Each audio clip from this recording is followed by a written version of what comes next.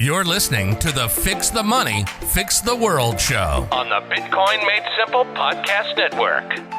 Here's your host, Luke Mikic. Welcome back to the podcast, guys, and wherever you are around the world, I hope you are doing well and surrounding yourself with like-minded Bitcoiners. If not, here is an hour and a half of me rambling about Bitcoin and explaining what Bitcoin is from a very first principles and a very beginner-friendly approach. In this podcast, we are going to be doing something a little bit differently again. I'm going to actually play you a recording of a Twitter Spaces session, believe it or not, which I got asked to appear on. A lovely lady by the name of Denise Headley just messaged me on Twitter one day and said, "Hey, look, I heard you talking about Bitcoin the other day. Would you like to come on my show, the Headley Highlights, and explain what Bitcoin is from a very kind of beginner level, entry level perspective?" So that's what I'm going to play for you guys today. If you have a family member or a friend who needs to know what Bitcoin is from a very basic, very kind of beginner 101 approach, you can feel free to send them this podcast, because in it, I explain what Bitcoin is, I explain what a blockchain is, I explain why Bitcoin is the greatest invention in human history, and the importance of creating a money that, for the first time in 5,000 years, takes the power out of the hands of our rulers, our kings, our emperors, or our governments, who have the ability to create money out of thin air. And I kind of talk about the importance and what Bitcoin is and the effects that kind of money will have on society and civilization. I do think it's profound, the impacts that Bitcoin will have on us, but obviously I am rambling a little bit. I apologize about that. I hope you enjoyed this show. If you know a friend or a family member who needs a 101 Bitcoin explainer, you can send them this podcast. I really hope it helps. Something else that helps. Massive thank you to today's show sponsor, who is Shift Crypto. In this interview, I obviously talk about the importance of self-custody and taking self-sovereignty of your Bitcoin a lot. And I think the best way to do that is to go and get a hardware wallet. I've used them all. Go and get yourself a BitBox02 Hardware Wallet by Shift Crypto. It is honestly the easiest and the most beginner-friendly hardware wallet I have used out of all of the options that are available on the Bitcoin market. So if you guys want 5% off a BitBox02 hardware wallet, you can head to Shift Crypto and use the promo code Bitcoin Made Simple. That is Bitcoin Made Simple, no spaces, and you guys can get 5% off a BitBox02 hardware wallet. I really hope you enjoy the BitBox02 hardware wallet, but also this show.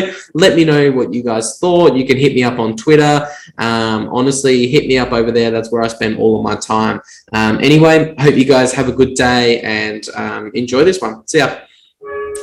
Like you guys touched on it as I was coming in, like Bitcoin is the first form of money in human history that can't be controlled by anyone. And that is the idea of Bitcoin. We want to create a form of money that's essentially governed by rules and not rulers. And that's what Bitcoin has done and will continue to do.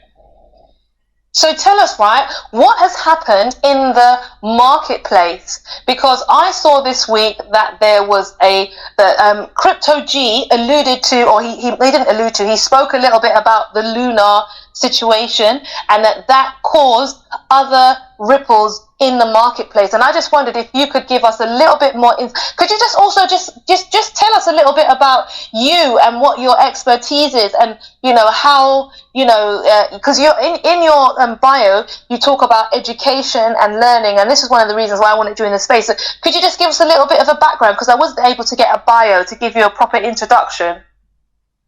Yeah, so I'm a full-time writer and researcher in the Bitcoin space. I have my own podcast. I write scripts and do research for a pretty large YouTuber. His name's Mark Moss.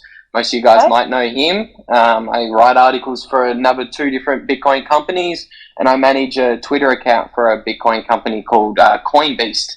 So I'm full-time in the Bitcoin space, and I absolutely love it. It's the most interesting thing that's happening around the world, and that is obviously the disruption of money and state, and that's what I think Bitcoin's doing. Bitcoin's going to separate money and state for the first time in 5,000 years, so I get the privilege to work in the space and comment and research on that, so I'm lucky to have the thank you. Yes, well, that sounds really exciting. So tell us a little bit about what's happened in the markets this week, and bear in mind that some people in this space have got little to no knowledge of what Bitcoin is, what the blockchain is, how these technologies work. So if you could just give us some idea, because we just saw the headlines, and for some people it's like, well, what's that all about? Yeah, so we can kind of start at a very kind of high level. Obviously, everybody focuses on the Bitcoin price, and they don't understand of what the actual asset is. They don't understand that Bitcoin is the first form of money that can be sent anywhere around the world without anybody censoring or stopping that transaction. Most people just think it's another stock that goes up and down in price, and it's very volatile. So that kind of transitions to what's happening to the Bitcoin price. Bitcoin price is down, I think, 60% from its all-time high at $69,000. And that's naturally being caused due to the massive sell-off in the equities market. So the S&P 500 and the NASDAQ and even the bond market, it's all selling off very aggressively because the Fed is raising interest rates. So these traders and these hedge funds, when they sell stocks and they sell their tech stocks, they don't really understand Bitcoin yet, so they also sell their Bitcoin, which is exactly what they shouldn't be doing. They should be buying the Bitcoin. Bitcoin is savings account. Bitcoin is actually an insurance or a hedge on the current system imploding. So when equity markets crash, inflation is very high, and global markets around the world are very shaky, people should be buying Bitcoin. Bitcoin is your insurance on the current system blowing up. But obviously, in the short term, these leveraged hedge funds don't really understand that yet. They just see Bitcoin as a stock that goes up and down in price. So that's why Bitcoin's been correcting recently. It's been correlated to the stock markets and the equity markets. And it also got caught up in this Terra Luna, we'll call it a fiasco for lack of a better word. Terra Luna is cryptocurrency. It was the sixth largest cryptocurrency last week. So it actually had a market cap of $35 billion. That's huge. That's massive. $35 billion. Luke, Yeah. Luke, what does the term market cap mean? So market cap is the total amount of money essentially parked into that asset. So Okay. So $35 billion is very large. Most people would have heard of Bernie Madoff's Ponzi scheme, like that blew up 20 or 30 years ago. That was one of the largest Ponzi schemes of all time that blew up, and that was about 50 or I think $65 billion. Well, Luna, this cryptocurrency, that was $35 billion. That's how big it was. And now today, it's essentially worth zero because it is a Ponzi scheme, and it only operates when the price goes up. But the reason that Bitcoin's been affected a little bit by Luna as well, not just the equity market sell-off, is because Luna, the founder, Do Kwon, actually held $1.5 billion of Bitcoin, and he was actually using Bitcoin as reserves to back up the stable coin, that UST, which has famously lost its peg this week. And that is kind of why you're seeing the cryptocurrency Luna blow up and lose $35 billion of market cap volume.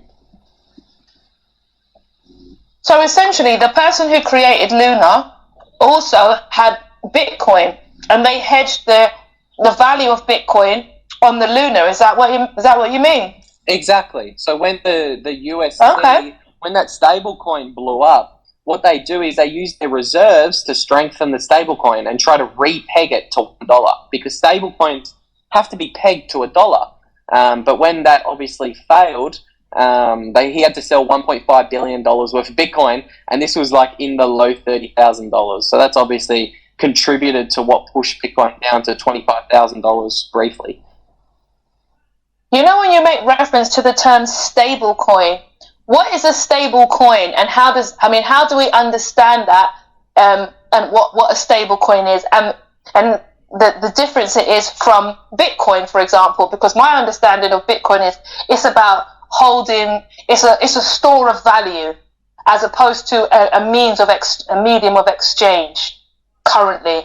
I mean, it can be a medium of exchange in certain places, because I saw that Gucci apparently are accepting cryptocurrencies in their shops now. But my understanding is essentially is that Bitcoin is a store of value. Like you buy a house, you put it down, it increases in price.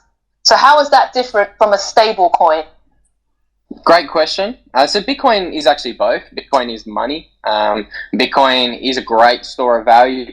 And it is also a medium of exchange. It's actually being used as a medium of exchange in 6 different countries. So there's a city in Switzerland. Yeah, that's right.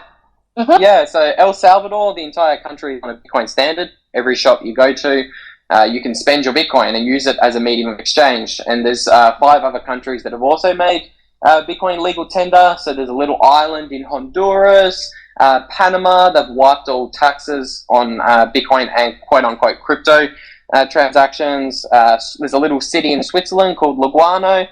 But essentially, the reason Bitcoin's not the best medium of exchange today is because it's still very volatile.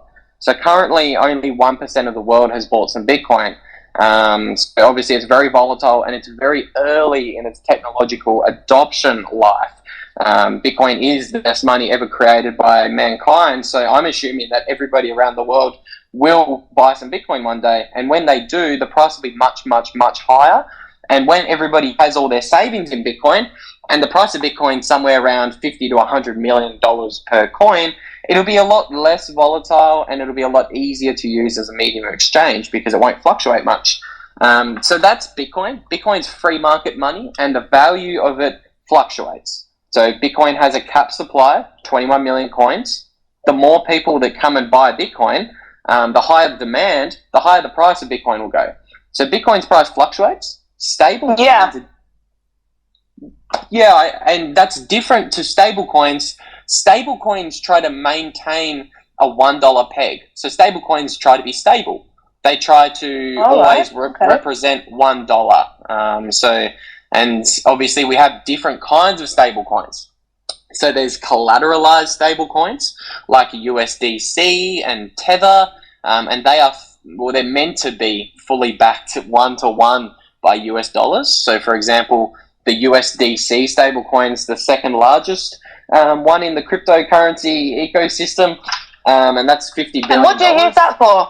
What do you use it? Is that something like, when you say a USDC, is that the actual name of the product, the coin? It's called a USDC, and companies use it for for like an investment arm. So like if I want to do something with my company, I issue this. Is that what it's for? Or does it have a different objective? Like with SafeMoon, I think SafeMoon they've got like a social program with their coin. Yeah, so SafeMoon's a whole nother can of worms, that is. That's just another example. That'll be another lunar blow up, but I'm sure we can get into that later. Just try to stay stable. That's all they do. They just try to represent $1 all the time. So USDC, people use that on exchanges. So when people want to buy Bitcoin on Coinbase or Kraken or Gemini, they send their fiat, so they send their dollars into the exchange. So they'll send their Australian dollars or their US dollars or their Nigerian naira onto the exchange, and they convert that into stablecoins. So USDC. What is the exchange? Explain to the listeners what the exchange is and how it operates within the world of crypto. And not hugely, but just like you're using the word exchange, like everyone in here knows what an exchange is. So I'm just saying, just explain. No, that's great. Thank you. And always pull me up because I have been given a beginner 101 in a little while. So please. Oh, cool. Come to my space next time. I love talking about Bitcoin. So an exchange is where you buy Bitcoin. So an exchange is where you meet. Like a marketplace. Exactly right. It's like a stock trading platform. Okay. So an exchange is just like a Robinhood or a Webull. That's where you buy your stocks. And the same as an exchange, when you quote unquote own Bitcoin on an exchange, it's not actually yours. So if the exchange gets hacked, your Bitcoin gets hacked. And that's a very big mistake that a lot of people make. I've got that question here, actually. I actually have that question from someone who says, whatever. Please, he actually put this question for Crypto G, but I didn't get it in time. The guy says, please ask him about cold wallets and decentralization, and if you could explain those two terms before we do that. The other question, he says, no need for the FDIC if people pull their money off the crypto platforms, which is the point you're making, Luke. And the block claim is a ledger. It keeps the transactions aligned. Oh, thank you, whatever. So could you answer that question there about cold wallets and decentralization and how that what that means?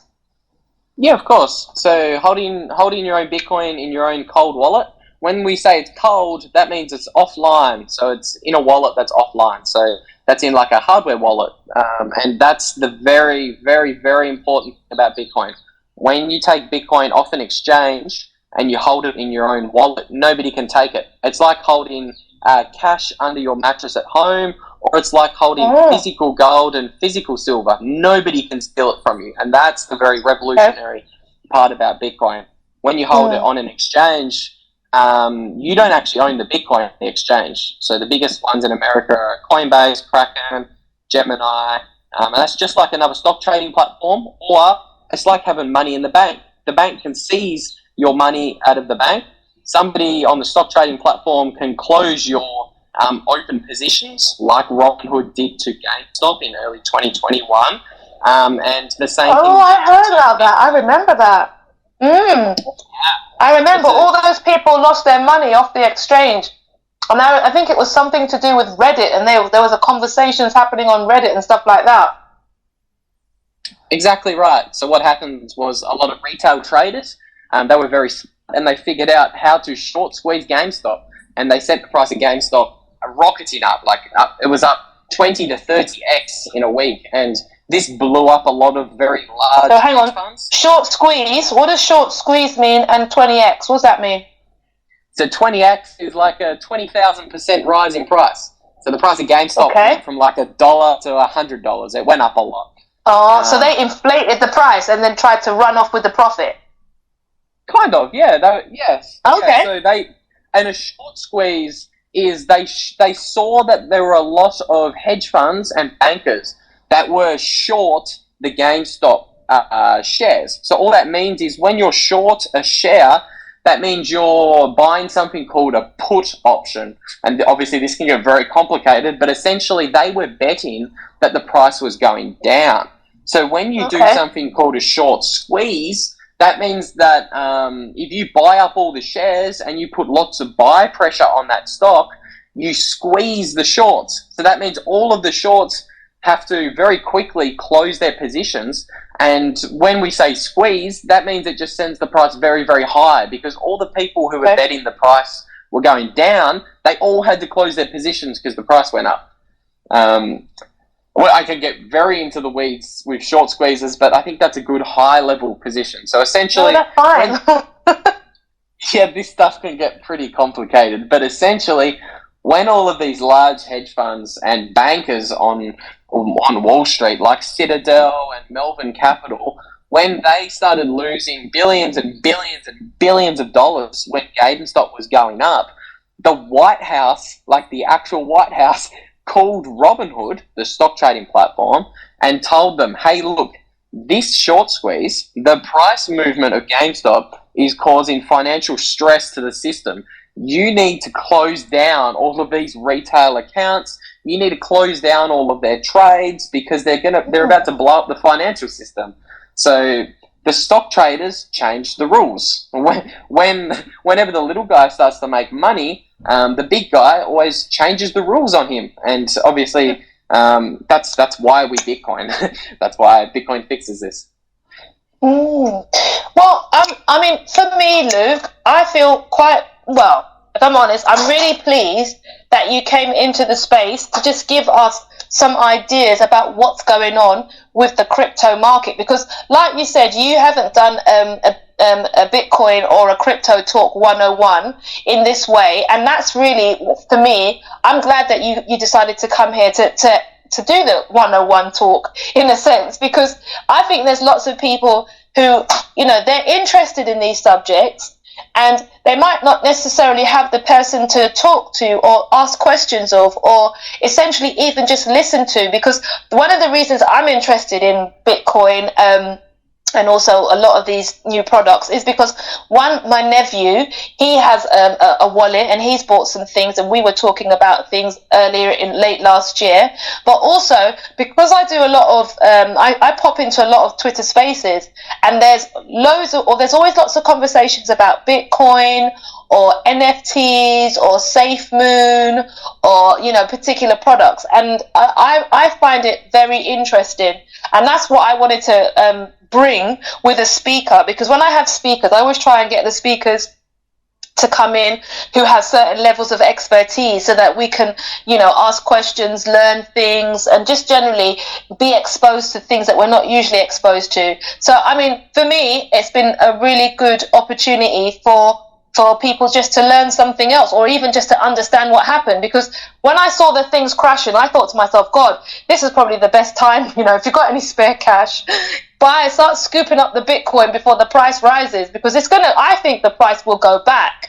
I don't think it's going to be, I think it's just a case of, from what I can see, within the 12 years of, I think Bitcoin's been around for 12 years, I think it's gone through, what I would call astronomical changes in terms of where it's come, the mindset and the technologies. And I'm of the viewpoint that it is the way forward for a much more equal money system which benefits more people. And that's one of the reasons why there is a concerted effort to make it look bad, because the benefits it potentially can bring to a wider group of people. Because, I saw a statistic that I think it was 30% of the globe's population is unbanked. And that means they don't have access to banking systems, money transfer systems, but there's more people on the planet with a mobile phone than have electricity. So therefore, if you think about those two juxtapositions, the need for money and the movement of money unimpeded by people who benefit from generating that money, money machine goes brrr, and those furthest away don't really get any benefits. You know what I'm saying? I know they don't get any benefits. So I think that's the reason why Bitcoin is really, an important development in human relations. I don't know. I mean, Top Chick, what do you think about what you've been listening to? And do we have any speakers that want to contribute? No, I'm just listening. I just think it's very interesting. I remember, I was actually, whilst Luke was talking, I was remembering that whole game thing, because I remember lots of little people started buying those shares up, and all of a sudden it became this big no-no, and they had to do something about it. So I agree with him completely when he said, as soon as the little people start making investments or gaining any benefit, the big boys always move the goalposts and make the little people sort of like pay for their insolence. I'll put it that way. How very dare you? It's kind of like, how very dare you think that you can run with the big boys, kind of thing. Or the big people. Let's be very inclusive here, because we're kind of genderizing it now with the big people. With the big Thank people. you so much. The big folks. The big folks. The big folk. Yeah, the big folks. I'm just listening, because I don't know enough about cryptocurrency. Not really. As I said previously, I did have an opportunity to buy some Bitcoin once, and I just didn't really think it was I thought it was a fad. I'm just going to be honest. I thought it was a fad. How wrong was I? Everybody did, Top Chick. I missed the boat, and I could have made a lot, and I didn't do it. We're talking tens of millions I could have made. I wasn't in that position, but I certainly had the opportunity to buy a few coins, and I just thought, oh yeah, I might, and then I just stopped thinking of it as a bit of a fad. And how wrong was I? It's like so, I didn't recognise it for what it was. But I do think if we can my thing is, I'm all about equity. I'm all about sharing wealth. I really am. I just think that there's something acutely wrong with the society that we live in when you've got 5 men who have more money than, I think I've read the statistic where they have more money than some of the 10 poorest countries put together. I mean, it's just a ridiculous set of circumstances. It's just gross. I think it's gross. It's gross. It's greed.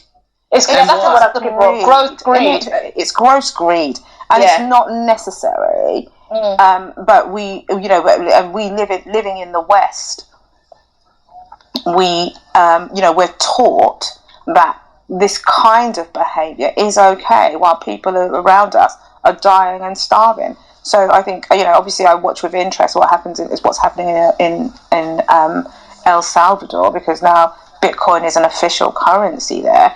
But what I don't understand is, if there's only 21 million Bitcoin, and so many are taken out of circulation every so often, how then would people, your average Joe, be able to have access? Because one of the things that Luke said was that, at some point it might be stable out at 100 million per coin. So how does the average person then have access? Well, they won't have access to a coin. How would they? No, you get a piece of a coin. How would you even have access to because what this is, you can correct me, Luke and Crypto G, because this is my layperson's understanding, that a Bitcoin is divisible in the same way that a pound is divisible, and you can buy pieces of that divisible Bitcoin.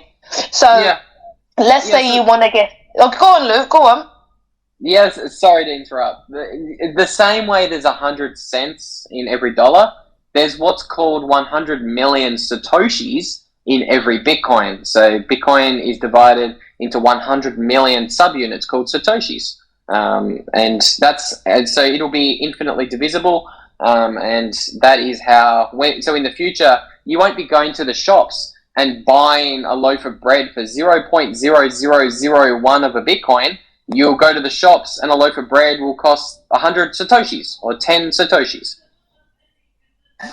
Right. See, now that I know, so I understand that. So then if the Bitcoin... Oh, no, see, now I think like the penny has dropped or the Satoshi has dropped. Oh, very good. I know. Well done. I know.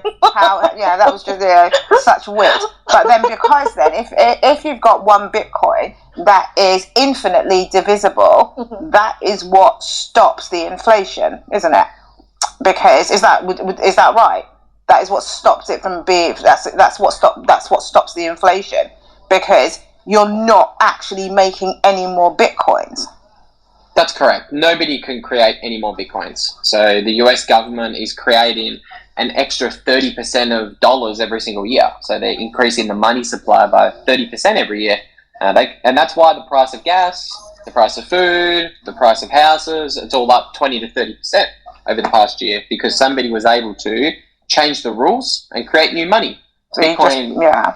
So that's so basically, you bash inflation over the head because no more Bitcoins can be created because there's a finite number, as opposed to infinite amounts of dollars or pounds or naira or whatever. So you can't... I think the way it works, my understanding of the way it works is that each year, or I think each period, they have what's called a halving. And the halving takes a certain amount of Bitcoin out of the marketplace. But because it's an algorithm and you can mine Bitcoin, you can know how many Bitcoin will be in the marketplace in 10 years. So you've got that kind of comfort of predictability. And then because it's just like demand and supply. So if you have this, if you think about gold is as a store of value. Not like something you take into Waitrose and say, I want my bread, here's a gold bar. But just I put it down and it stays there. Sorry, that was Lidl's. I was punching above my weight with the Waitrose reference there. But I do Waitrose, it's fine. I do Waitrose. You're very push indeed. Right. But what I'm thinking is that what happens is, if you think about the value going forward of that proportion of your store of value, your gold bar, it gets, because it's not, let's say you can't find any more gold in the world, then that's going to become more and more valuable because it's finite. Whereas the difference with money, or what they call fiat money, is that it's not finite, and the lack of infiniteness creates inflation. Because inflation is effectively built into the system. So my example of what my £1 bought me in 1977, which was pie, chips, a Calipo, Mars bar and Mojos, all for £1. Now I can't even get a packet of crisps for the same price, or I can. And then the crisp, the crisps are dust at the bottom of the bag. There's so few crisps in there. It's more you're paying for the plastic. Exactly right. How's my reception? Have you got me? I'm outside. I put headphones on. Can you guys still hear me? No, we can still hear you, Luke. We can still hear you. Yeah, so you're 100% right. A good money must be a good store of value. It must be hard money. It must be very hard to produce and change the supply of it. That's why gold has pretty much been the dominant form of money and store of value for the past 5,000 years. Because gold is very hard to find, it's very rare, and it's very scarce. And that's exactly what Bitcoin essentially replicates and takes to the nth degree. Because unlike gold, we can always find more gold. With Bitcoin, you can never create any more Bitcoin. You guys talked about the halving and how that algorithm works. That's exactly right. So there's these computers called Bitcoin miners.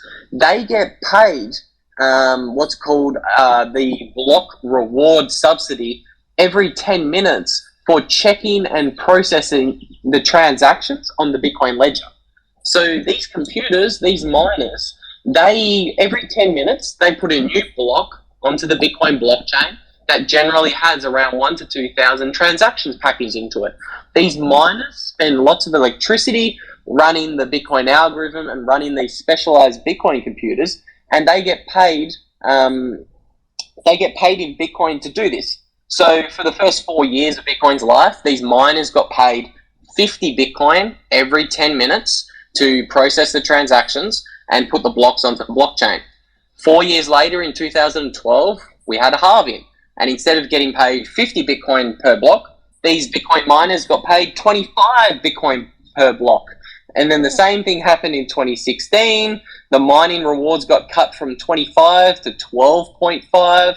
And then the same thing happened again 4 years later in 2020. The Bitcoin miners today get paid 6.25 Bitcoin for every single block that they put on the Bitcoin blockchain. And that happens around every 10 minutes. So they're literally...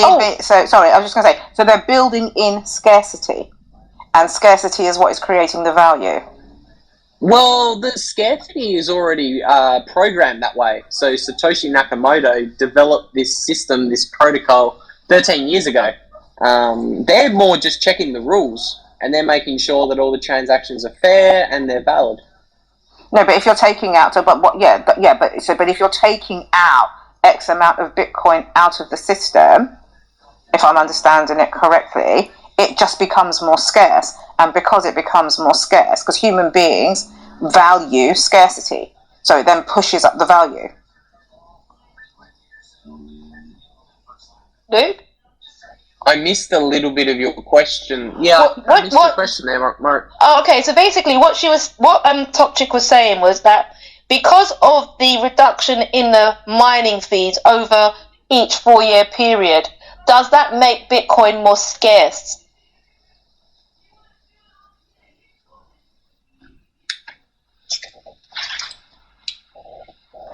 I think he's in the blockchain.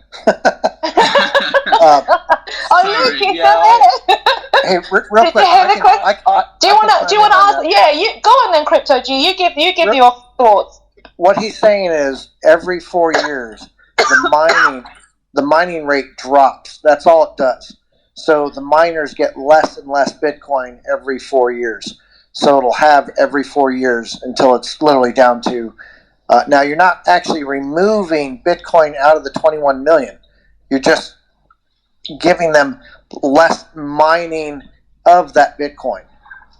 The amount of new Bitcoin that's dropped into circulation gets cut in half.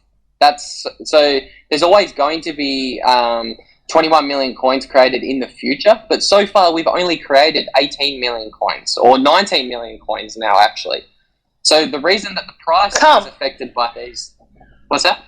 I said, so there's more Bitcoins to come. We haven't reached the 21 million optimum level of circulation. That's right. We won't create the 21st million Bitcoin until the year 2140. So it's determinable. You can actually know at this point that's when it's going to happen. So that in itself is very different from fiat money. Exactly right. And that's what makes Bitcoin valuable. The fact that nobody can create any more Bitcoin, and we know exactly how many Bitcoins will be created when. And that's the beautiful thing about Bitcoin. Well, Luke and Crypto G, it's now 10:09, and I'm just conscious that we've been doing Bitcoin for a while, and I haven't come on to my big questions, which is World War III likely? What about a united Ireland? Is that likely? And any thoughts on the Queen's speech are some of the enjoyable questions which I'm going to have for the next session of the show. But before I do draw this part of the show to a conclusion, is there anyone else, Top Chick, who wanted to have a question? I've got a couple of DMs which I can go to, but I just wondered if there were any speakers who wanted to come up and give their thoughts or views or contribute in some way. Ask a question if they wanted to. It would seem if we're wrapping up the if we're wrapping up the Bitcoin section, I would just love to say thanks for having me, and I would encourage the listeners. Yeah, no worries, and I would just encourage the listeners to steer away from the promises of a lot of these 12,000 altcoins. We've talked a lot about how valuable it is that we've created a form of money that can't be changed, and it affords everybody the same set of rules, and there's no rulers in Bitcoin. But all of these other altcoins and cryptocurrencies, that's actually not true, and that's not the case. All of the other 12,000 altcoins are controlled by a small group of people who can change the rules whenever they want to. So Bitcoin and Top Chick, your mic, please. Sorry about that. No, not you, Luke. Go on, because I just heard some background noise from Top Chick. Go ahead, Luke. Yeah, I was just saying, like, the reason that I only buy Bitcoin is because I think it's the only innovation in space. It's the only cryptocurrency that is fully decentralized and can't be controlled by anyone. And I'm happy to take any questions if anyone has any. All of the other altcoins, they essentially replicate the current financial system. So Ethereum, Luna's the greatest and latest example of this. They're all controlled by a small handful of people who are able to change the rules and be their own kind of rulers on the blockchain. Bitcoin fixes this. So thanks for having me. I'm always around on Twitter. If anyone has any questions, hit me up. I'm happy to help new people in the Bitcoin space. Luke, before you go, I would just like to say thank you to you and Crypto G, because you guys came into the space, and Luke, I did ask you beforehand, but Crypto G, you were just like, as I see it, you were orbiting in the space, which is wonderful, and you came in and also gave some insights. And Luke, I really appreciate you coming to the space, because quite a lot of the people, like I said, and I include myself in there, I have done some reading, mind you, and I do know a little bit about it. Sorry about that. I do know a little bit about it, but I really appreciate you coming in and speaking to the group, because the group, the little community that we have, sometimes we have loads of people and other times we have small amounts of people. But what I always say is that, to me, it doesn't matter about the size. Because, what matters is that people are here and they want to contribute and they want to be part of the space. And I really appreciate you coming, Luke. And, if you're happy to come back again, you and Crypto G, I really would appreciate you maybe popping back at a later date. Just see this group as somewhere that you can come and impart knowledge and, maybe on occasions be the lead speakers on all things crypto and Bitcoin. I would absolutely love to. Thank you so much for having me. I really appreciate it. I'm a co-host on a podcast called Bitcoin Made Simple. So if anyone's listening and they may need to listen to my explanation of one of the things I've talked about today twice, I might grab the recording off you if that's okay, Denise, and I'll post it up on my YouTube channel. Yeah. Look, please, you can use the recording, no problem at all. Because the other thing is that I've got a quick question as well from whatever, and it says here, he told us about the blockchain. He says, thanks so much to you and the speakers. Love this discussion, and lots of cryptos making moves into the non-profit spaces as well. And it says, can Luke talk about KYC? And I'm not quite sure what that is, whatever, but maybe Luke knows. Can Luke talk about KYC and how that affects the decentralization concept? Also, there are like 12 million missing BTC, I believe. It's lost in somebody's computer. So, Luke, do you want to just jump on that quickly? Hey, can I chime in real quick, Luke, before you go? KYC, yeah, sure. I know he'll talk more about it. It's Know Your Customer. One of the things I wanted to mention to Luke was I truly believe that. Remember, I was telling you earlier. I think that we're in this new realm of whether it's Bitcoin that's going to lead the way for our new the new world, basically the way banking is working with DeFi, which is decentralized finance, away from CEX, which is centralized exchanges, versus the DEX, which is the decentralized exchanges. So, but I think what's going to happen, and maybe Luke, maybe you can give your opinion.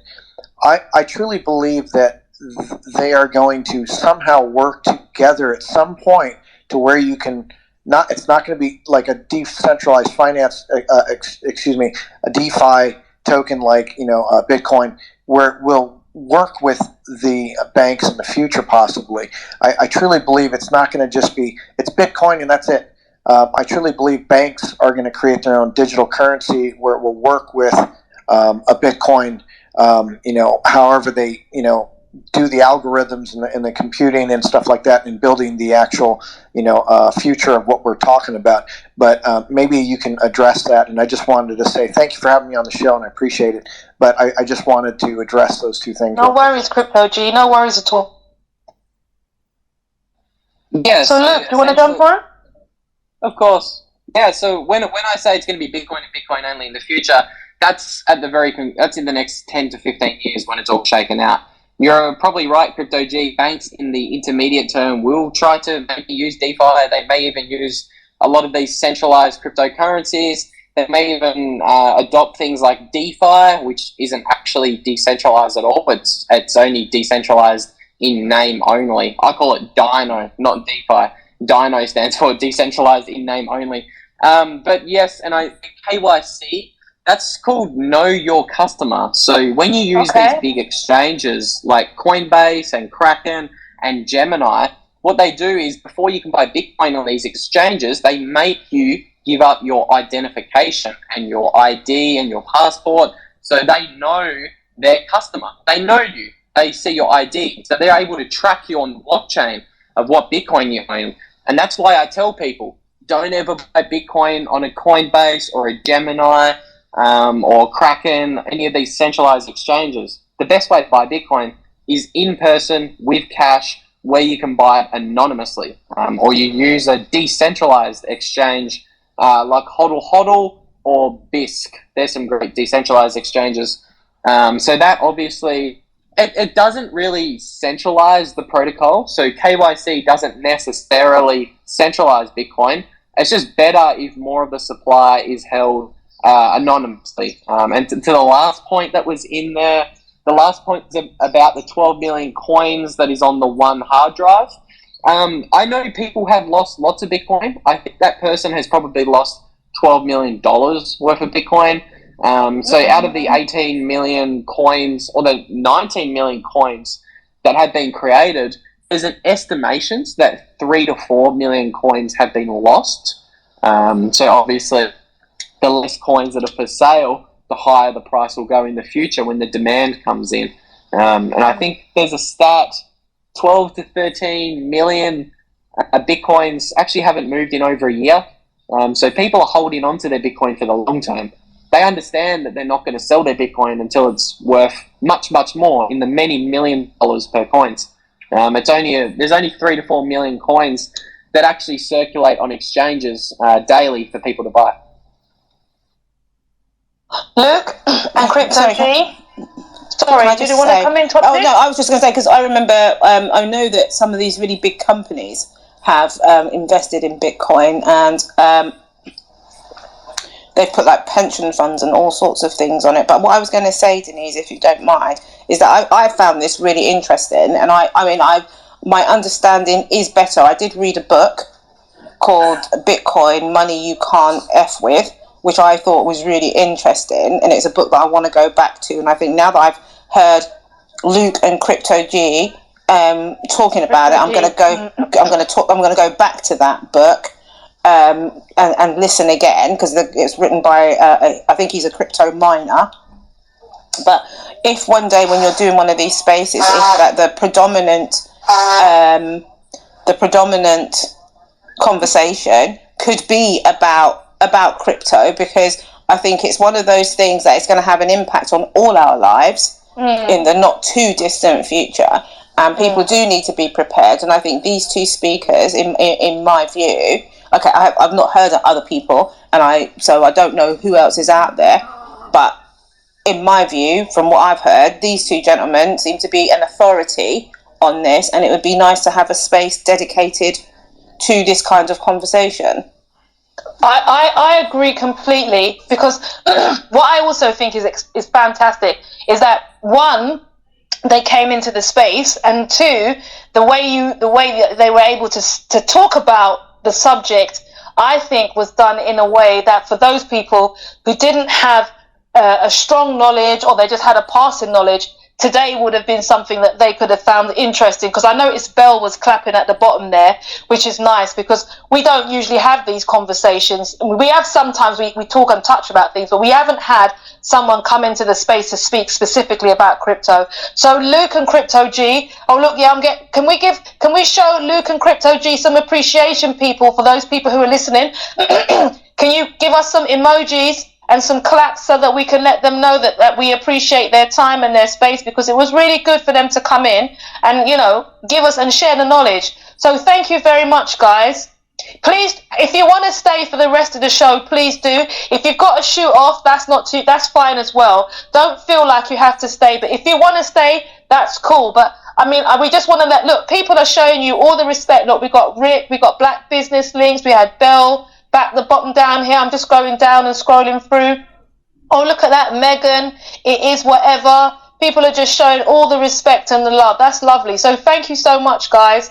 And thank you for showing the speakers that we appreciate their time and their knowledge and their skill set. So just so that I can reset the time, I am going to try and finish as close to 11:15 as possible. I know we haven't touched on the big questions, which I am going to touch on, right? But the time now is 22:21. You are listening to the Headley Highlight Show, which is a Friday night political talk show for your news, views and conversation. We have just had Luke and Crypto G on the mic sharing the knowledge about Bitcoin and all things crypto, and they will be coming back. And I thought that was a fabulous conversation. Now, just so that we can reset the show, this is an interactive show and it involves all of you. Please retweet the space, invite and share on all of your social media platforms. I also have a hashtag, and well done, Luke. You didn't use a single expletive, so more praise for you. Well done. I'm giving you another heart for that. Excellent. Well done. Yes, well done. Because my space is a swear-free space. Okay, so this is an interactive show and it involves all of you. Retweet the space and invite and share on all of your social media platforms. I also have a hashtag for the show called the Headley Highlight, the Headley Headlines, and the Big Questions. And if you use these, it will help to promote the show.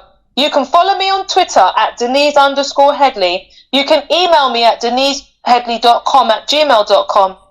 You can follow me at TikTok at Denise_Headley900, or you can DM me if you want to speak anonymously. The Headley Highlight Show is written, produced, edited, and stars Denise Headley and all of you, and it is a splendiferous production. Now, the show's usually split into two sections, the Headley Headlines and the Big Question of the Week. Now, we've done the headlines, but we haven't done the Big Questions of the Week. And the Big Questions of the Week are, is Finland and Sweden making Europe more unsafe by seeking to join NATO? Question number 1. Should the Queen retire and let Prince Charles be the acting monarch? Question number 2. How effective are sanctions, and are we hurting ourselves other than the Russians? Question number 3.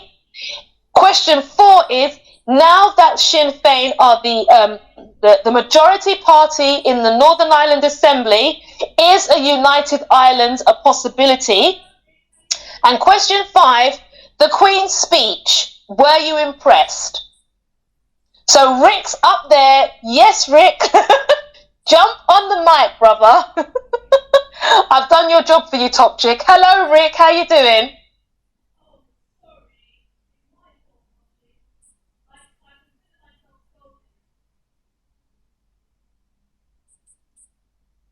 Hello, Rick? Yeah, he's still connecting, see, because you interfered. He would have been there already. Sorry. It's my fault, Top Chick. Yeah, I consider myself scolded. Consider yourself told. But can I just say, may I remind people that if you do want to remain anonymous in the DMs, please state that at the beginning, that you do not want your name read out when your questions are asked, so that when Denise reads them, she doesn't say, and Jan from wherever has this question, and then Jan says at the bottom, I'd like to remain anonymous. Yeah. I don't know what's going on with them. Well, Rick is trying to connect potential. Rick is trying to connect. Rick is trying to connect potentially. So, do you have any thoughts about whether or not World War III is likely, with the fact that Finland and Sweden are making moves to join NATO? And I've got a DM to that effect. And also, just mute your mic until you're ready to speak, Top Chick, because I can hear your animals, your mammals, your quadrupeds, and the television. So, question number 1, let me just go through it again for you, Top Chick. Do you think that World War III is likely? That was my Headley headspace, but you can jump on that if you like. No. Finland, okay, so that's a no. Do you think Finland and Sweden joining NATO is making Europe more unsafe? I don't know. That's one I have to think about. I mean, I have been thinking about what the potential issues are with that, but it's one where I need to give that one more thought before I comment on that one. Next, should the Queen retire and let Charles be the acting monarch? Yes. Okay. How effective are sanctions? And are we hurting ourselves more than we are hurting the Russians? Hashtag 10% inflation, soaring food prices, and a potential global food shortage. And no sunflower oil. Yes, and yes to that. Okay. Do you think a united Ireland is now possible with the victory of Sinn Féin in Northern Ireland? Yes, and more power to them.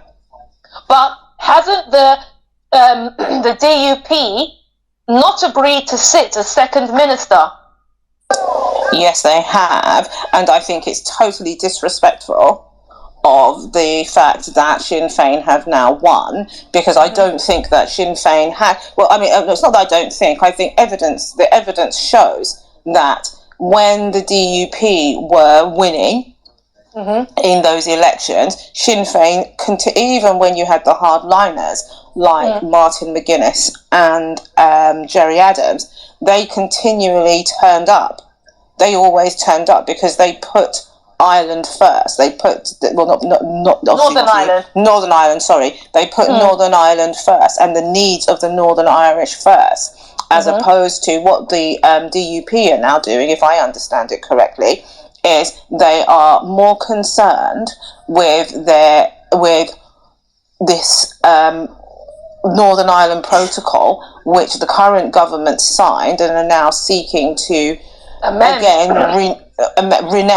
I'm not even going to be nice about it. That's what's in the Queen's speech.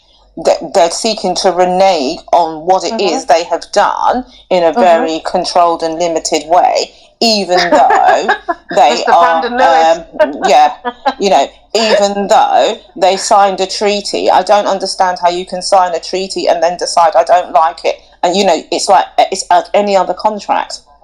It's like the same treaty it's the same treaty that we signed over refugees. You're not allowed to, you can't criminalize the routes that they're coming along, and that's what the Nationality and Borders Bill does. It criminalizes the route. You can't. It's like I look at it as any other contract. You can't just renege on it because you don't like what you signed. You're actually supposed to read it beforehand. So clearly, again, that just goes to show the incompetence of the people by whom we are governed. All right, what's your last question? Last question was, the Queen's speech, were you impressed? Now, let me just give you some of the flavours that was in the Queen's speech. Let me just put my glasses back on again, because I like to rest the old retinas in between conversations. We had the Levelling Up and Regeneration Bill. We also had the Energy Security Bill. The Regeneration Bill will pave the way for further devolution of powers to local communities and unlock powers for local councils, bring empty premises back into use and regenerate high streets, extend al fresco dining, and also give residents the opportunity to change the names of streets. Hugely democratic and very important. Then we also had the Energy Security Bill.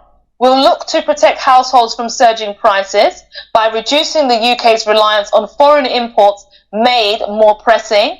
We have the Renters Reform Bill, which will abolish so-called no-fault Section 21 evictions and strengthen landlords' rights of possession. We had a non-domestic rating bill that relates to your rates. We'll seek to modernise the business rate systems with more frequent valuations. And this one, I think, is the one that I'm sure that Sean was interested in. The Public Order Bill will make it illegal and bail to obstruct major transport works, and also Ranger Paul, because he emailed me about this week, obstructing major works, maintenance and projects such as HS2. Then we had the Brexit Freedom Bill, so that we can repeal all the laws from Europe. Then we have a Bill of Rights, which I think is interesting, because I'd be very keen to know who is eligible to be covered by that Bill of Rights. We also had the Economic Crime and Corporate Transparency Bill. So down with oligarchs, up with transparency. The bill will aim to make it harder for kleptocrats, criminals and terrorists to engage in money laundering, corruption, terrorism and financing illegal arms. I'm just wondering if any of the overseas territories and sovereign wealth funds will be in there. And then we also have the National Security Bill, which will bring in a new offence to tackle state-backed sabotage, foreign interference and theft. I'm wondering if this bill will actually cover the British Virgin Islands. I don't think so. And then we have the Online Safety Bill that will allow create more rigour on social media companies, and then the one that paved the way for the selling off of Channel 4, the Media Bill. So the Queen's speech. Are you going to go in it, or are you asking me if I'm impressed? I'm asking you. Okay, I thought I'd give you some flavours, just in case you wanted to touch on. There were 38 bills. Yeah, there were 38 bills, and all of which, or the significant proportion of which, were basically geared to curbing our freedoms as opposed to doing anything else. And again, you know, I thought what I thought was interesting. I saw a tweet, and it just summed up the whole thing. So the Queen didn't attend, although she managed to attend. She's the only person that I know that I can possibly think of who basically doesn't turn up for work but then still go to the horses.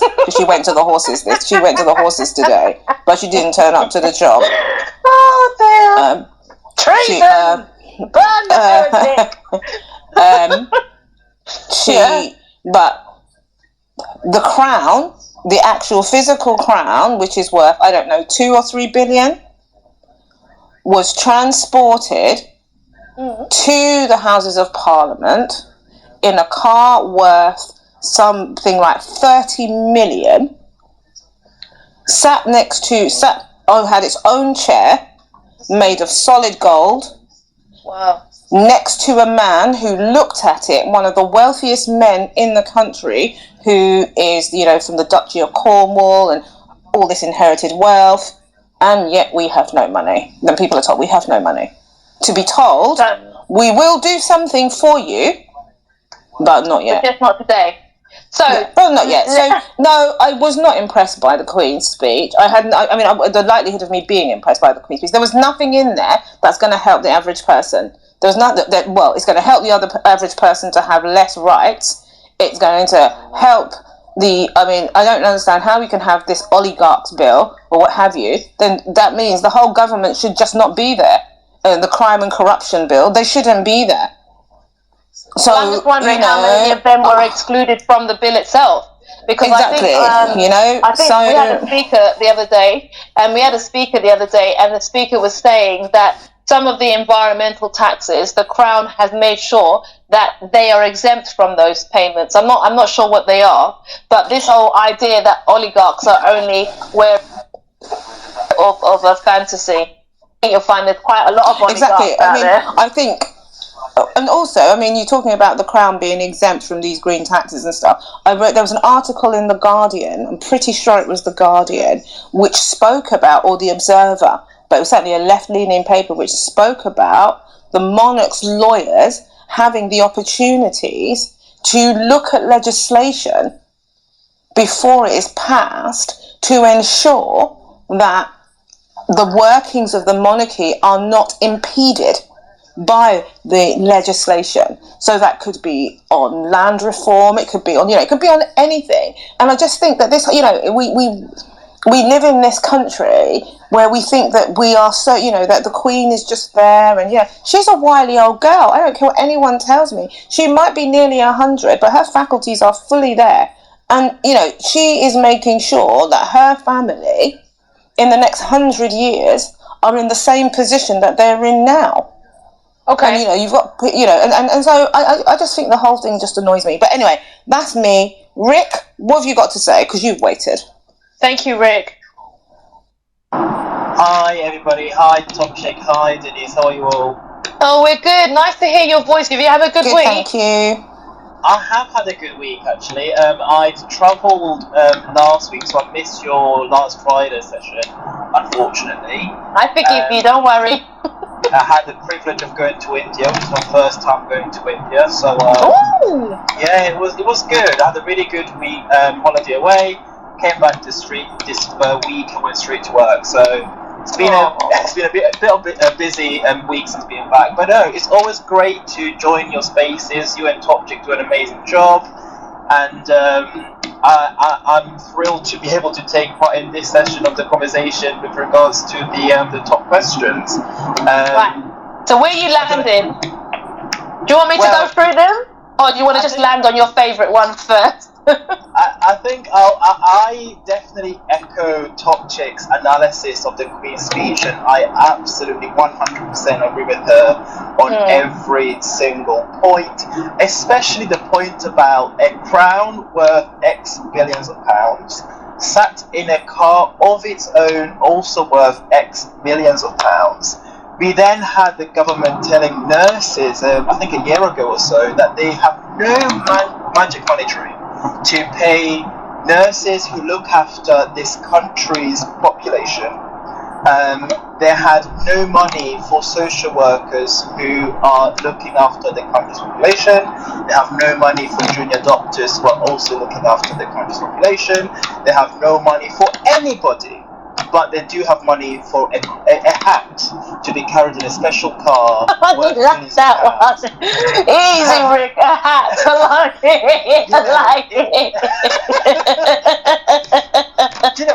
We've got to be honest with what we're seeing. It's just, the out of touchness with the monarchy and the government and the way they treat people, it's just extraordinary. And I'm kind of a Republican anyway, so I don't really vibe with the whole monarchy thing, on account of a lot of that gold was actually not dug up in Cornwall or Kent, so there you go. Now, the issue I have is, how do people who are actually monarchists feel about what the Queen's speech was? Because that's what I'd like to hear from people who actually bow to statues and bow to the Queen and bow to the systems. How do they feel about the fact that their children's uniform they can't afford? They've got to go to food banks, but apparently you can't cook, and that's why you're going to a food bank. How do they feel? Because that's what I want to hear, because I'm already not a pro-monarchy person anyway. So I just don't find it fascinating at all. But I want to hear from people who actually like monarchy and who think that the Queen is conquering the world on their behalf and making sure that they live in a much more comfortable position. I want to hear how they feel. So that's that one. Top Chick, you nailed the analysis on the Queen's speech. None of the stuff I heard represents me. The landlord stuff, I'm not a landlord. The oligarch thing, well, I don't have oligarch friends. Boris Johnson does. So, none of it represents me. A lot of it, is a repression of my civil rights to protest. So that's none of it was for me. So that's the Queen's speech part. I think the question also on Finland and Sweden, if I'm not mistaken. Yeah, so my question was, is World War III likely? Because the other part of that question is, do you think that Sweden and Finland seeking to join NATO is making Europe more unsafe? So, do I think World War III is more likely? I don't think so. However, I am concerned about the fact that we've got, obviously, nuclear power countries now talking about if we are threatened, we would be considering activating nuclear weapons. So that is something that is quite concerning. I just hope to God that none of these nuclear power countries will be silly enough to press the button. But specifically to the question about Finland and Sweden, I think it's unbelievable what is actually going on. I think obviously I understand where Sweden and Finland are kind of coming from in probably making a hastily decision. However, the people who will actually have to live in fear are ultimately now going to be the Finnish people and the Swedish people. Because Russia's retaliation is simply going to be, well, if NATO is going to be on our borders, we are simply going to militarize even more that particular part of our country's borders. That basically means any Finnish people, any Swedish people who live by their Russian border will now be living in fear, because there will be a militarized region of their whole country's border with Russia, where they don't know what the Russians are going to do if, for example, a Russian general wakes up and feeling quite rubbish and wants to do something radical. So I don't think this move actually enhances peace at all. I think it's actually, a parallel of probably the Iron Curtain back in the day after World War II. I feel like for me, because I feel like we're in another Cold War now, but it's a newer Cold War. Absolutely, I feel the same, Denise. I feel like it's a Cold War.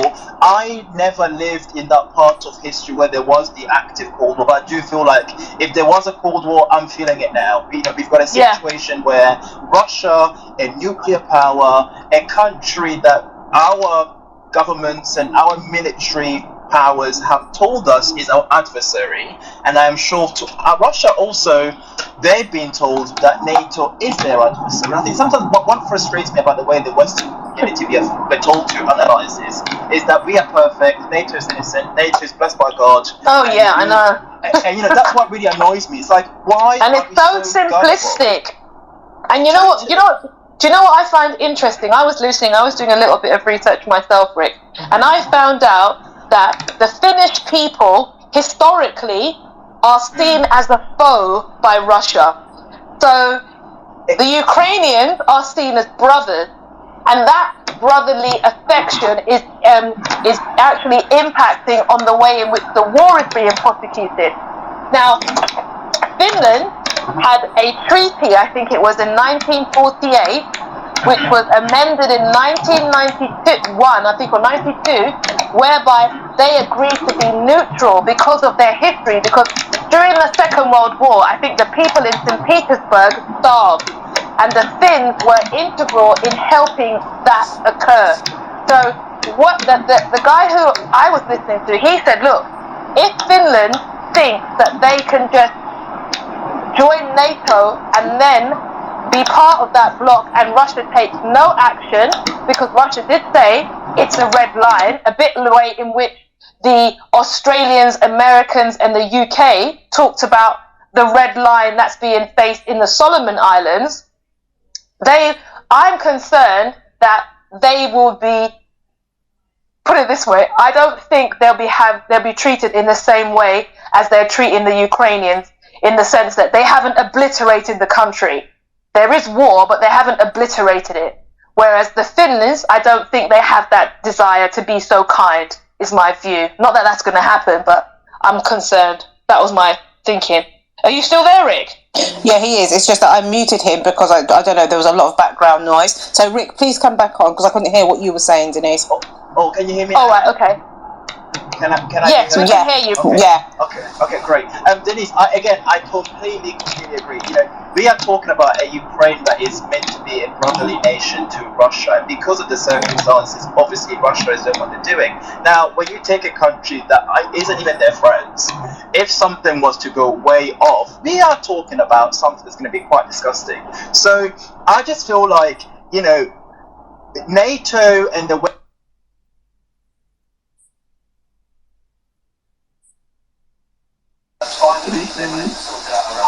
Rick, are you still there? The way this thing has advanced, Hello? it's created a massive... Hello? Can you still hear me? Hello? Hiya, yeah, I can hear you now. Okay, great. But yeah, so... Hello? Hi, can you hear me? I can hear you, yeah. I'm assuming everybody else can because no one else is doing it. Yes, But yeah, we can hear you, Rick. Okay. So I just don't think this creates peace at all. Okay. And I do really think that, you know, Europeans, Western people, we need to stop analysing this from point of view that NATO is this holy thing, blessed by the, you know, Holy Ghost fire. It's not. And I think The blood of Jesus is upon NATO. I think Europeans need to stop killing themselves. Oh, and I think it's creating a blinding effect, and it's a smoke screen. NATO is not some holy thing, and nor is Russia. But, you know, this way of analysing the situation is really clouding opinions. And if there was like a vote, I can see many Europeans voting to go to war. But it's just ridiculous because we're being led by indoctrination and propaganda. So no, I don't. Well, that's what I was saying in my face this week. See, I did my Headley Headspace, which is my new experiment, right? And I did that today, and I talked about this conversation that my friend had, and he's a dog walker, and him and the dog walker were having a conversation, and the dog walker said his friend was concerned about World War III. And then I said, look, you know, how come we're in this state of thinking about it? Because if you think about how much money is being given to this war effort, it is huge. And that amount of money could, you know, create schools, roads. It could probably eradicate poverty in those countries that are giving it to the war effort. But there isn't the question, and I'm saying that I think we're being primed. You know, we're being placed in this state of anxiety where we're actually having World War III, but it's happening in our purse, as opposed to on the battlefield in the high street. And those people are saying, oh, we've got to do more, and each time they're taking more money that you previously would have wanted to be spent on your local schools, providing good education and whatever, and it's going outside of the country to the war effort. And I bet you any money, in a few mornings, a lot of people are going to be buying small islands because the amount of money that's going, I'm worrying about the audit trail. Who's keeping a lock on that cash? Exactly, and who's keeping a lock on where the guns are going and how they're being used? Exactly. You're completely right in this, and you know, America, for me, like, Americans don't even have a universal healthcare system. They've got people with diabetes who can't afford insulin. They've got people with chronic diseases who cannot afford a regular checkup. These people are suddenly being told, but we've got billions of dollars to give to Ukraine, billions of dollars to give weapons worth to Ukraine, and I'm just like, are Americans even using their brains right now? Like, well, I don't want to call people stupid, right? But I think the point is you're constantly being given a particular flavor of the world, and your perceptions are the way you look at things. You perceive the world in a certain way by what you see.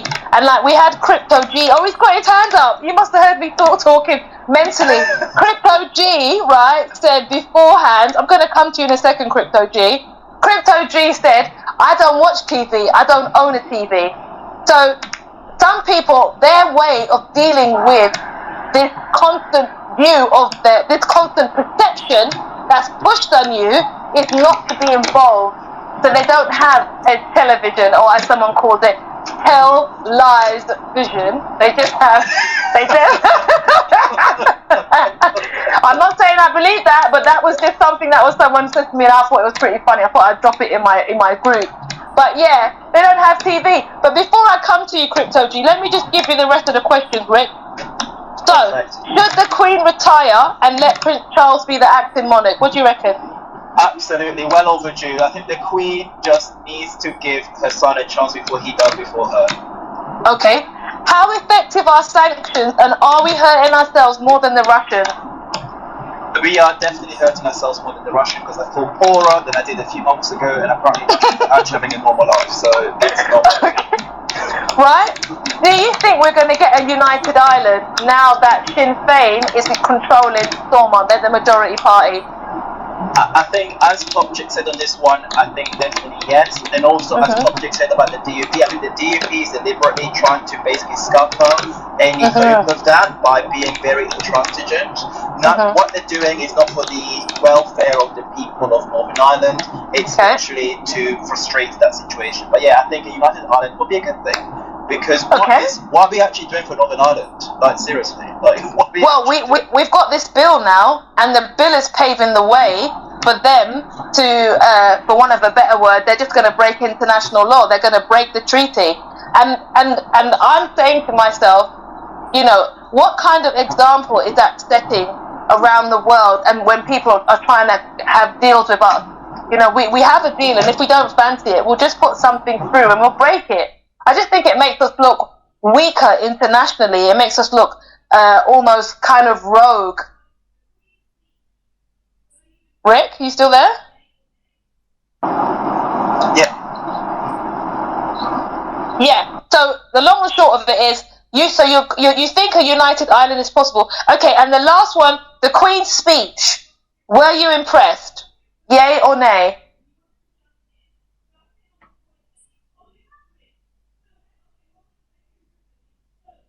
I take that as a nay. I think that's a nay too. We've lost Rick for the time being. So Crypto G, you wanted to jump in on the point that you're back, Rick. So hold on a second, Crypto G. So were you impressed with the Queen's speech, Rick? Is there anything there that made you excited and tantalized?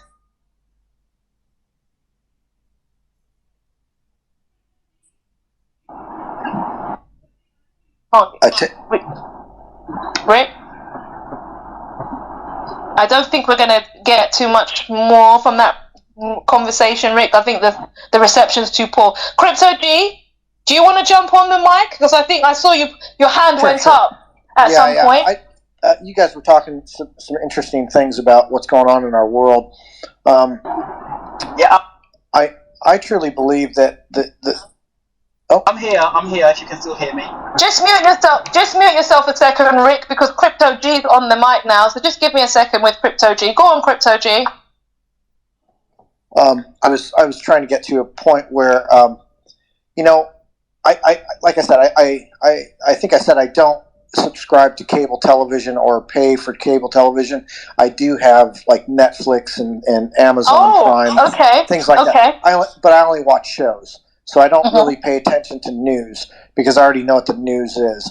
I worked in law for 20 years, so I can't comment on what happens on television in terms of the news. So other than that, I wanted to stress that I do own a television though. Oh, excuse me, I misquoted you. That's okay. I thought you. Yeah. So tell me something. You carry on, and then I was going to come to the questions. Sure. I think where I wanted to go with this was, you're talking about your policies around the world, and then, do you think World War III could happen? Of course it could. Will it happen? Probably not. But is there ever a panic? Yes, it could happen. So, you will never know. You'll just wake up. You won't wake up one morning. That's what will happen, and that's how this would happen. So understand that it's either. Crypto G, that's dystopia warning.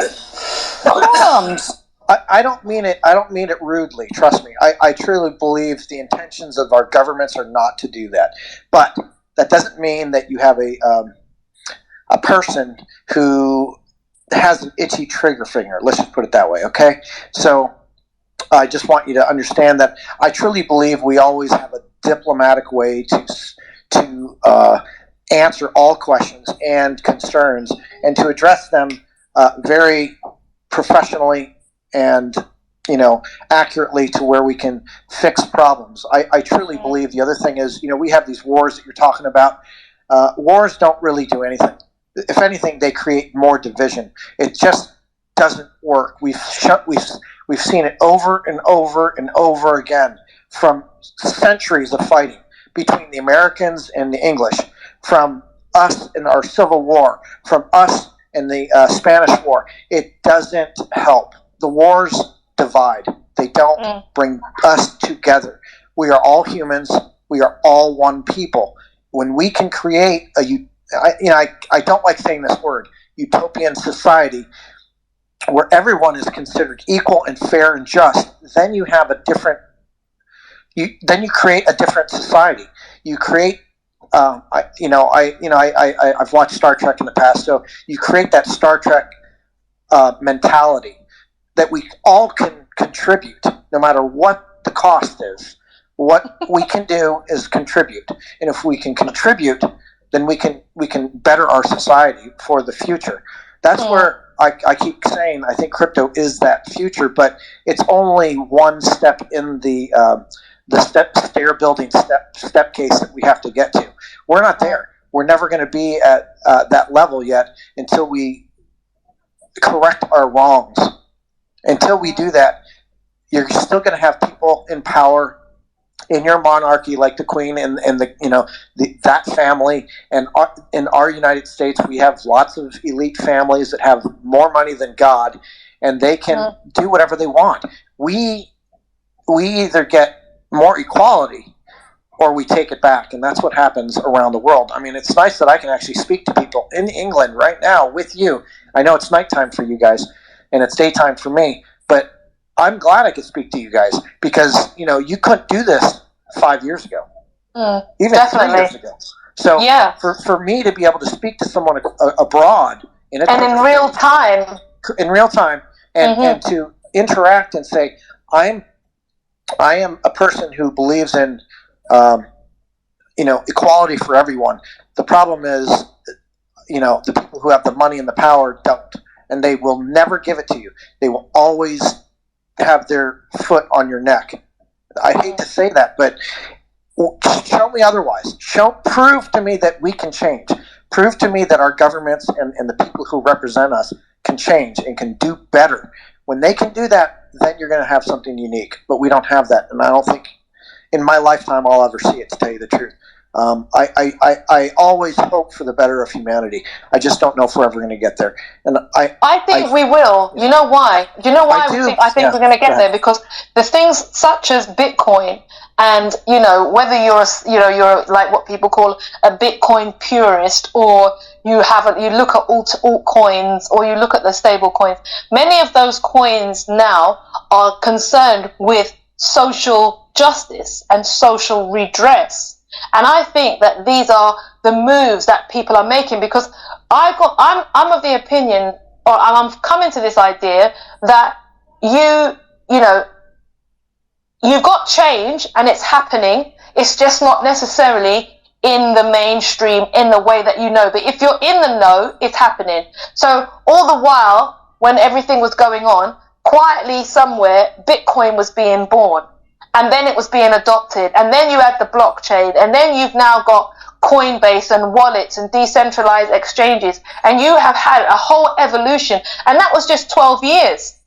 So it's about those individuals or those people or those groups or those communities creating alternatives. And like I was saying before, I was watching this, it was like a podcast with Joe Rogan and Russell Brand, and they were talking about change, and they were saying, look, power is what it is, and it flexes and it adjusts because it's got so many levers and so many levels of interest. Like you said, the rich families in America, the rich oligarchs over here, basically all the capitalist societies are run by a collection of oligarchs. We just, at the moment, we're not very keen with the Russian ones, but we're all run by oligarchs. That's how it works. That's what, BlackRock is. They're hedge funds. They're collections of very rich people continually doing things to benefit them, to make themselves more rich. But because there is so much inequality, and because there is so much discontent, and it's not just discontent in this country or in the Western Hemisphere, I think it's globally. People want to see that change. So I think outside of that, there's more people who want to see a different world than those who want to see things as they are. And I think they will begin to create those structures. And to me, Bitcoin is like one of those green shoots of change. And off of the back of that, you'll get other things. So that's my